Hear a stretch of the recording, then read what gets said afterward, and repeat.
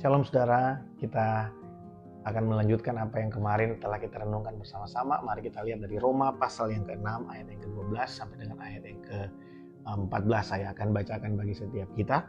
Sebab itu hendaklah dosa jangan berkuasa lagi dalam tubuhmu yang fana, supaya kamu jangan lagi menuruti keinginannya.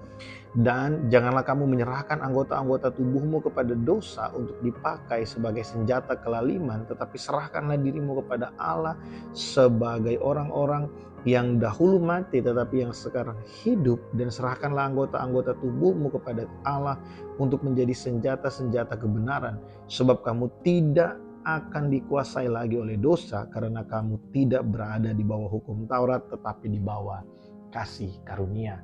Saudara, kemarin kita belajar bahwa kita ini telah mati bagi dosa dan sekarang kita hidup untuk kemuliaan Allah. Kalau dulu sebelum mengenal kasih karunia kita hidup untuk kerajaan kegelapan, sekarang kita hidup untuk kerajaan Allah. Nah, luar biasa di ayat yang ke-13 yang kita baca tadi dikatakan, serahkanlah anggota-anggota tubuhmu untuk dipakai sebagai senjata kebenaran.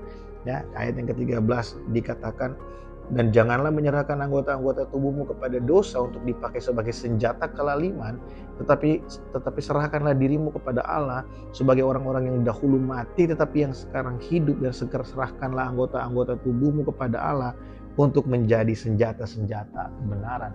Maksud dari Paulus adalah setelah kita memahami bahwa kita ada dalam hidup yang baru di bawah kasih karunia, biarlah kita mempergunakan kehidupan ini, biarlah kita mempergunakan tubuh kita.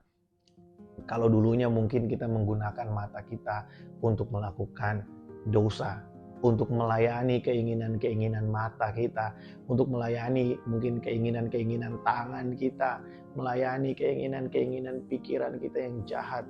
Setelah kita mengenal kasih karunia Allah, biarlah kita memakai mata kita, memakai tangan kita untuk melakukan, untuk melayani kehendak Allah, melayani kepentingan dari kerajaan Allah. Tangan yang dulu kita pakai untuk membuat tulisan-tulisan yang melemahkan orang lain.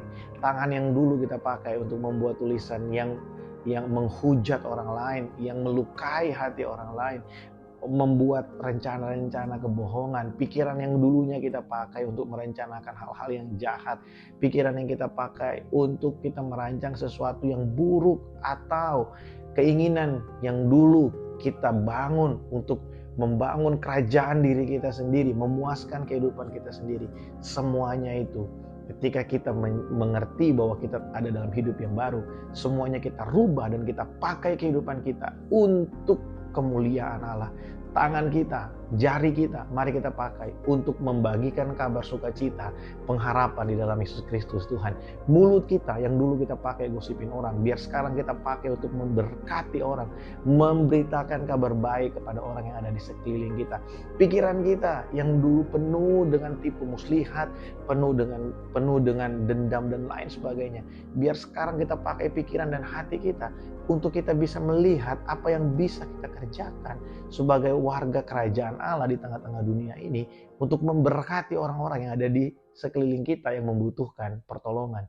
Saudara, semuanya ini untuk kepentingan kerajaan Allah. Biarlah kita menyadari betul bahwa kita ada di dalam dunia ini, kita tidak lagi ada di bawah kuasa dosa. Oleh sebab itu, kalau kita mau melayani Allah, melayani Tuhan, saudara, seringkali ada orang yang berkata, ya saya hidupnya masih belum benar. Saudara, kalau ditanya balik, kapan hidup kita akan benar? Hidup kita akan selalu mengalami proses. Saya senang sekali ada satu gereja di Surabaya, mereka punya tema bukan tempat untuk orang sempurna, tapi setiap kita disempurnakan oleh kasih karunia Allah. Saudara, setiap kita ini tidak akan pernah bisa sempurna. Mungkin saudara kaget mendengarkan ini ya.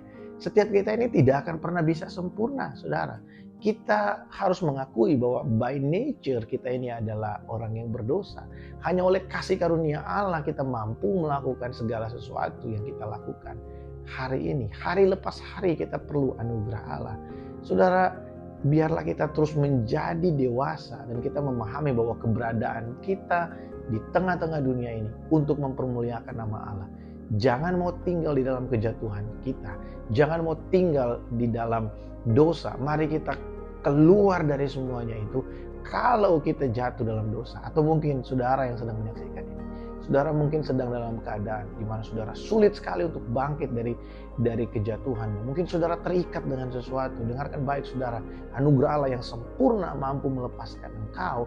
Dan hari ini kalau engkau mendengarkan ini, mari bangkit dan kembali kepada Allah. Dia menerima engkau dan dia mau memulihkan keadaanmu. Biarlah ini membuat kita bergairah dengan Tuhan. Saudara, tidak ada kabar yang lebih baik yang bisa kita dengarkan, yang bisa kita komandankan bagi diri kita sendiri, selain dari kita hidup bukan di bawah hukum Taurat, tapi kita hidup di bawah kasih karunia Allah. Kalau dulu dosa begitu menguasai kehidupan kita, kita harus melayani keinginan-keinginan itu. Hari ini kita tidak perlu lagi menyerahkan hidup kita untuk melayani dosa. Malah kita pakai kehidupan kita. Serahkanlah seluruh anggota tubuh ini untuk melakukan tugas kerajaan Allah. Tuhan Yesus memberkati.